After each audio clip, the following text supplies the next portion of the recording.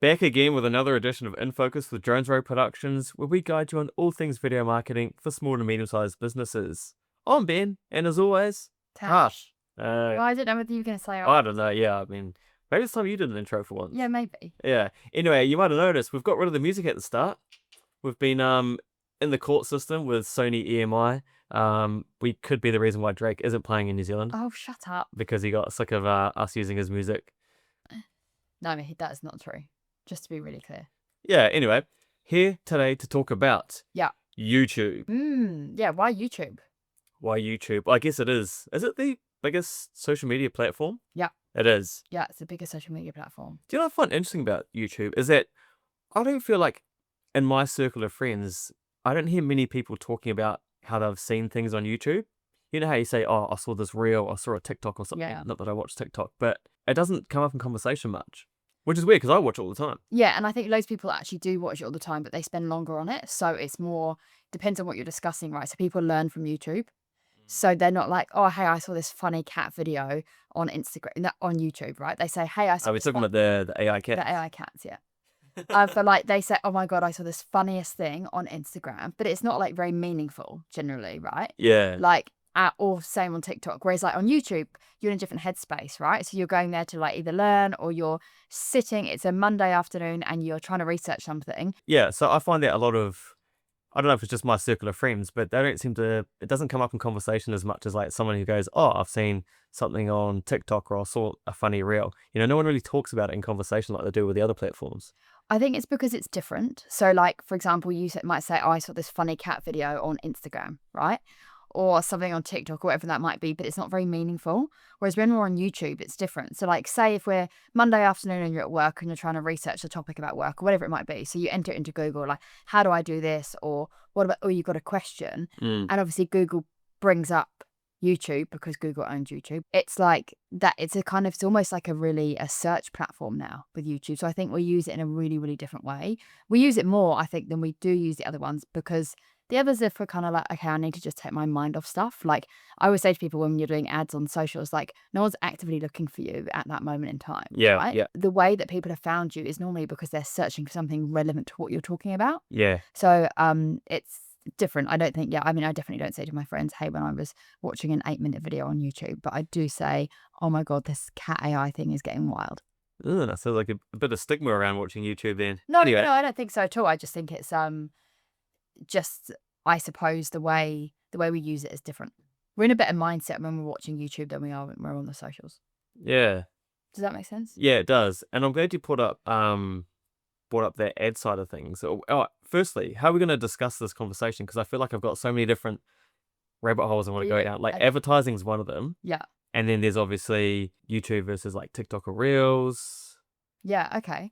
I think let's start by, for people that don't know, so YouTube has been around for 20 years. Yeah, they celebrated that, last week, wasn't it? They've been around for 20 years, so they are, if not the longest standing video platform, and their revenue has just grown and grown and grown year on year on year, and so they've just adapted to the market, but they've also stayed true to their core, and I just think that is why they have been, my opinion, is potentially why they've been so successful, is they've just stayed true to what they offer. Yes, they have YouTube Shorts, which can compete with things like Reels and, you know, TikTok and whatnot, but they've just really stayed true to who they are and what they know they are, and it's why they've continued to be so successful. Here is a fun fact for you. They have overtaken Spotify in terms of podcasts. Now that most podcasts are filmed, it means that people actually want to watch the conversation, not just listen. So I know a lot of people, you know, go about their day and they, you know, put their AirPods in and off they go and listen to a podcast, but you know, it's replacing TV shows. Like instead of sitting down to watch a TV show like you used to, you're getting YouTube up and you're watching an hour-long podcast. Yeah. The way we consume it has completely changed. Well, fun fact actually, Tash, you might not know this, but if you've got YouTube Premium, you can listen to the audio with the screen off. Yeah. Another way to consume your podcasts. Yeah, exactly. So it's just huge, and it just seems to be getting bigger and bigger and bigger, and they're not going anywhere. And it's why I say to our clients all the time, like, we really need to be thinking about YouTube now because that's where your audience are. And I definitely think it's a space that's been somewhat underutilized, particularly in New Zealand. You don't hear many marketing or production companies talking about having a presence on YouTube. Yeah. It's having a presence on social, No. which they're talking used to be Facebook, now Instagram and TikTok, but no one's talking about YouTube really at all. And it's actually a really, really powerful way to market because it's way more meaningful. You can get your message across in a far clearer way because we don't need to be so short and quick and sharp. And we're not competing with people lying on a sofa, just doom scrolling. You're actually, you're generally, more often than not sitting down and you're in an active place of mind. So you're in a better mindset to consume. So Yeah, actually, your intention's different, isn't it? yeah, so your message translates a lot better. And it's a good point you brought up, not just having the short form content, because I find that what's really powerful with YouTube is it does have YouTube, the reels, the shorts, Mm, shorts, and then they can segue into longer form content, correct. whereas none of the other platforms have that advantage. No. Maybe Facebook, but no one's on Facebook. So to be able to show something that is almost attention grabbing and then have something on a different part of the funnel that can plug straight into it and you can actually watch the longer form content is really powerful and something that a lot of businesses should be looking at using. Yeah, 100%. I think there is just so much space to play on YouTube. And also, I mean, not that I would tell our clients to do this, right? Well, because it's not going to get, but you can obviously get, you get money directly from YouTube. If you can grow your following enough, then you can actually get, revenue from YouTube. And I'm not going out to our clients and saying, let's start a YouTube channel and then you're going to get all this revenue from YouTube because it's not about that. But like, it is an aside. Like, if you do put the time and effort into it, like, that is a possibility. Yeah, I mean, obviously it was massive 5 years ago. Everyone wanted to be a YouTuber. And I think now everyone wants to be like a gamer on YouTube or Twitch or. Yeah, and I think let's actually be really clear here. I'm not talking Yeah, about being a YouTuber exactly. per se. I'm just talking about actually having your longer form content on a platform like YouTube. Yeah, There's a difference. yeah. You spend a lot of time on YouTube, Ben. I love YouTube. Yeah, And I've had YouTube Premium for years. yeah. I've had it longer. It's my longest running, I think, subscription apart from maybe. I would have had it just as long as Spotify, I reckon. Don't you just reckon that there's just so much testament to YouTube for just sustaining their business model like they have and growing it, and they've come out on top. They've been around for so long. Yeah, Oh, I say so long, I mean in terms of this digital landscape. 20 years is not a long time, but yeah. it is in terms of this digital landscape.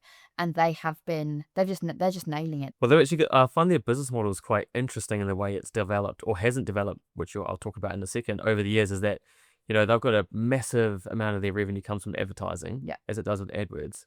And on YouTube, because I think something like 95% of the ads are actually watched and you can't skip them. There are some that you can skip and some that you can't. You don't get the ads if you're on premium, but less than 5% of the people that use YouTube have premium, which I thought was really interesting because it's not a huge cost. I can't remember how much it is. It might be $20 or $15 a month. But I just found it very interesting that they are in a position where they win both ways. You get I premium, know. they get recurring revenue. You don't get premium, don't care. We're going to serve you ads and get paid that way. It's such a win-win situation. So they just don't, they probably don't want people to get premium. It's something like, don't quote me on this, I think it's something like 36 billion in revenue. 36. Yeah. Let's see if I got to hear any numbers. Yeah. Far out. Or they're either aiming, it's something like 36 billion in revenue. 36 billion. 36 billion in revenue. And I just think if it's me and I'm looking to, I mean, we put all of our stuff on YouTube. And it's just a way to organically, we talk about organic and paid, right? And people say you have to pay to play. Yep. That's just the way things are at the moment. And there is an element to that. But I think if you want to come across as a thought leader, if you want to come across as someone who's an expert in your field, YouTube is the place to do that. Now, I don't mean you have to be, this isn't just for coaches and business leaders and people like that. Whatever your niche is, whatever your business is, right? Whether you sell tractors or you sell, coaching, or cat biscuits, or you sell like a coaching package. I just think there is so much opportunity out there for you on YouTube. Yeah. But it's not about this quick return, right? It's not about a quick return. It's about actually kind of investing the time in a platform like YouTube and then organically growing your following, and then however that translates. Well, I think that's where a lot of people sometimes get a little bit misled, that they want to do shorter form content, which gets them more of a, instant gratification when it comes to views and likes. When it's like, well, actually, that shit doesn't really matter that much. If you get 10 people watching that video and 5 people purchase from you, Great. it's fantastic. This is what I mean. I know, totally. It's about your, but I mean, that's a whole other conversation about your type of audience. But again, you're totally right. You could get 1,000 views or 1,000 likes on a post, and that's great. But if it only translates to 2 sales, then would you not rather have 15 likes and you get 6 sales? Like I would. Yeah. You know what I mean? It's like the views are a good metric in terms of people have enjoyed content, have they liked it, like Are people seeing are it? people seeing it? So Yeah. there's loads you can learn from that.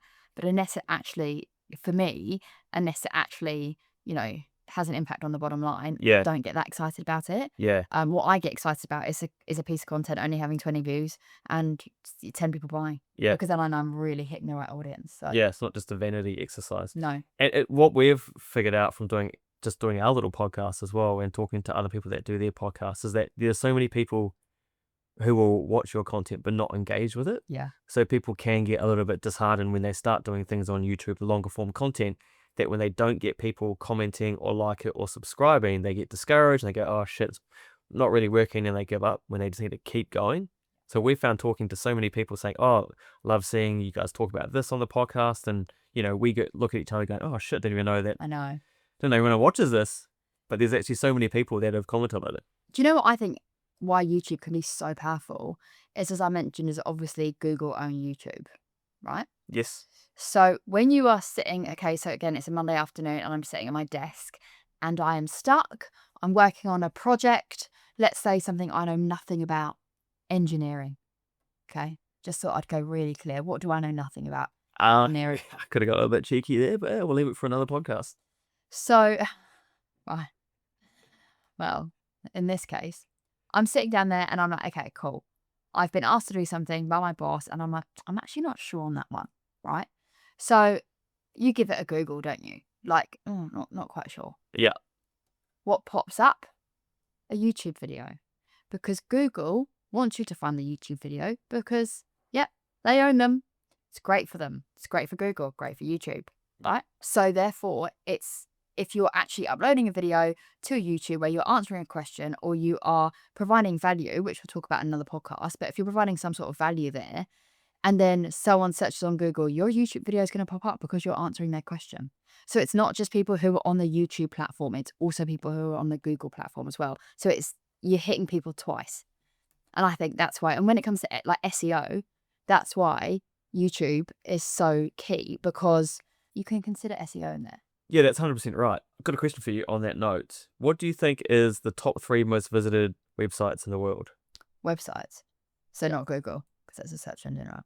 Well, it's a website. So are we counting? Google.com. It's a website. I would say Google then. So Google.com. Yeah, Google.com. I was about to say BBC News.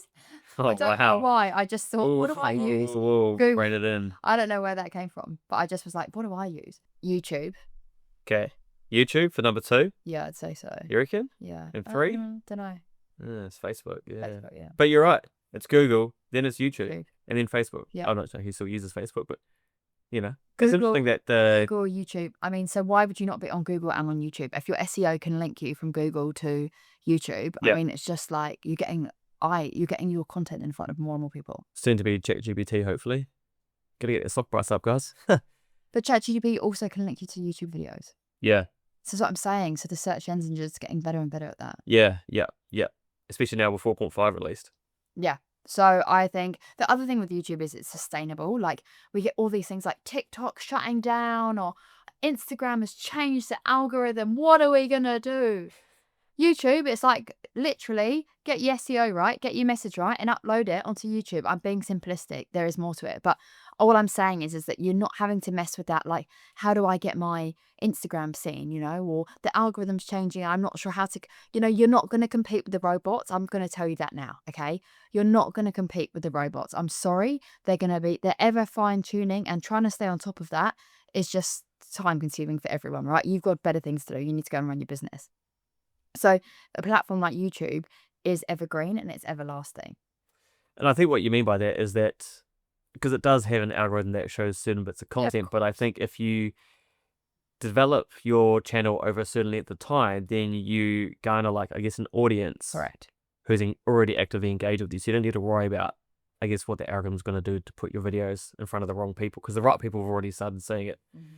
But I do notice there's a bit of a shift as well. They're trying to get more micro channels, I guess you can call them, being seen recently. So there is a bit of a shift there, which is great for smaller businesses if they want to start doing it.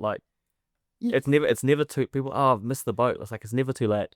Do you know what? It's so true. And also it's about delivering value. And that's what, again, YouTube are really hot on. It's like, okay, is this informative? Does it answer questions? Like, actually, does this help people find out what they want? Because that's why, think about why there are so many how-to videos on YouTube, or like, you know, baking shows or whatever there might be. Like, everything has just gone onto YouTube now because that's what people are searching for. That's how I learned to use buddy cameras, Well, exactly. was There you YouTube. go. And there's, I mean, thousands of videos. I don't know why people sell courses when it's all free on YouTube, but just easier, I guess. But there's so many videos on how to, you know, camera settings, lighting, audio, blah, blah, blah. And that's across every single industry. It's a great place to learn. Yeah. It is a great place to learn. I just think there is, I mean, for us, I recommend that all of our clients build a YouTube channel. I really do. Because yeah, as I said, it's long lasting and it's more reputable.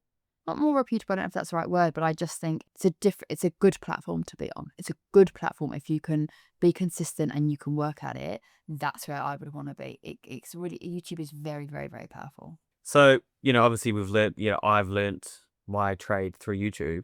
And also, yeah, how to not suck at golf, even though that's not going very well.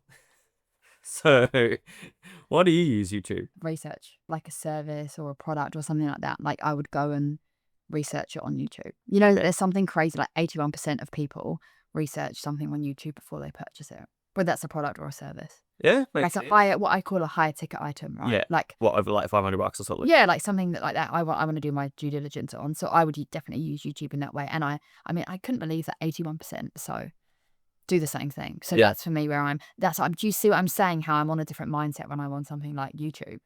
In saying that though, I know a lot of people are sitting down at a desk when they are, you know, on YouTube, but I think it's something like it's now become more and more mobile friendly, right? So it's like, again, like 70% of people are actually on the go when they're using YouTube. So it's not just, I think what's really good about YouTube is it's used in both ways. So you're sitting down. Like, Yeah. I don't sit down at my desktop and go on Instagram unless I'm doing it for work, right? But I do sit down at my desktop and use YouTube.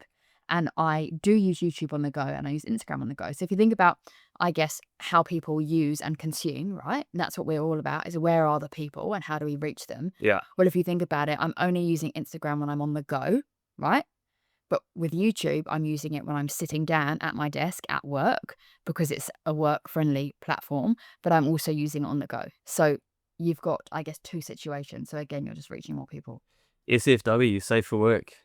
Yes, exactly. Safe for work. Exactly. Well, it's again going back, I guess another avenue of their business model is that they have Google TV. Oh, not Google TV. Far out. Yeah. What's it called? YouTube. YouTube. The YouTube app is now hardwired into most smart TVs. Yeah. And it's actually, the amount of content that gets watched on TVs now has actually surpassed how many people watch it on their mobile device. It's something like 1 billion hours a day. We spoke to a client that we are doing some YouTube ads for at the moment, and I didn't even, you know, normally I'd be like, oh yeah, this is why I like YouTube and blah, blah, blah. What kind we're doing now? And she was like, oh no, I spoke to my neighbours and they're in their 70s and they literally watch YouTube overnight. Like, sit down and put on YouTube and they watch, you know, sometimes they watch commentary from overseas. Yeah. Right? That isn't on like the news, you know, the certain news channels wherever you are. So, and they watch TV on YouTube. I mean, my dad. I was just going to bring up Big Maxi boy. My dad, you know, watches YouTube all the time. 70 years old or something like that. And it's like in that age group. Hey, he's No, old. He's older. Anyway, but like what I'm saying is that he sits down and watches YouTube. Yeah, it's the biggest streaming platform now, which is wild because you would automatically think about like Netflix. Yeah, no. You know? Yeah. But don't forget as well, how many, I'm not saying, not giving out parenting advice here, guys, so disclaimer, but how many, I guess, kids are watching the TV shows and the cartoons and all that shit on YouTube? No, Cartoon Network like it used to be. Do you remember that? Like, I mean, we didn't have Nickelodeon, but we had Dragon Ball Z on the tablet. How good would that be? What? We had CBBC. CBBC is what we had, which was a children's channel on the BBC at home. Oh yeah. You had to pay for the American network. I think eventually, as I got older, less interested in it, that was available to us, but it wasn't when I was like really young. So it was CBBC. Yeah, yeah. And that's what you would watch. And actually, now I'm going down a rabbit hole, but CBBC had a program called News Round, and that's when I decided I wanted to be a journalist, and I'd have been like 6 watching that. Oh, there you go. So it was educational. Yeah. But there's so much on YouTube. You're right. YouTube's put onto TVs. I mean, there's so many of my friends' children's will sit, like when they're busy and they need to do something and they could just put the kid down for like 10 minutes, Yeah. whack YouTube on, Yeah. and there's loads on there. And then you might get an ad. Yeah, it's just YouTube for the win, guys. Honestly, YouTube for the win. Everyone needs to be on YouTube. Yeah. I'm kind of waiting to see if they get into the space of streaming live sports. I know there has been Like a Netflix. few events like Netflix did, Yeah. which I thought would be really interesting, but only offer it to like premium customers. Because if it's only $20 a month, and I've got the fucking cheese to stump up and get some big ticket sporting events, to see if it's got some sort of legs in it. Yeah. Well, the revenue's not going down, is it? So they're only earning more money. Yeah.